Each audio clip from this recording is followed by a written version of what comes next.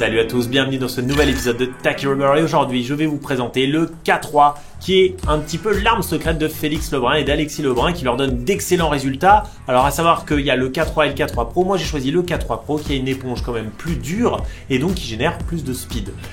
Là, comme vous le voyez sur la vidéo, je suis juste à middle puissance, parfois même à faible puissance et la balle va quand même très vite. C'est un monstre de vitesse. On peut accélérer et mettre vraiment en danger l'adversaire, voire gagner le point directement avec son premier top spin.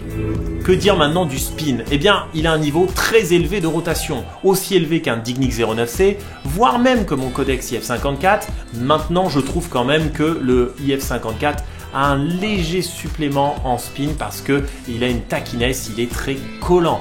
Alors que là, on est face à un semi-collant, donc un hybride.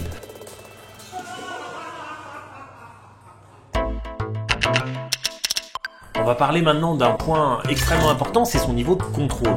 Alors on va en parler avec mon revers parce que c'est là où, disons, j'excelle par rapport à mon coup droit et j'ai pu enchaîner énormément de backspin.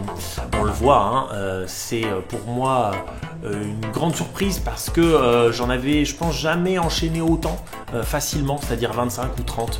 Alors ça lui vient de deux points, notamment sa stabilité. Il est très consistant à chaque fois qu'on veut mettre dans un endroit, il la met au même endroit, et aussi de sa courbe qui fait une espèce de cloche comme ça et elle est vraiment super agréable, on se sent en sécurité et on se sent en confiance avec ce revêtement. Donc quand je l'utilisais en coup droit, j'arrivais à bloquer, un mouvement que je ne fais pas souvent parce que je bloque exclusivement en revers.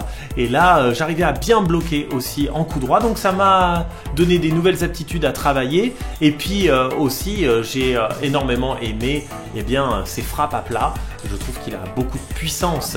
Il permet aussi dans les blocs de faire des blocs agressifs qui permet d'aller chercher le point en fait tout simplement et de ne pas laisser l'adversaire grappiller du terrain sur ses faiblesses. Et donc moi je dirais le seul petit bémol c'est sur les balles coupées très basses.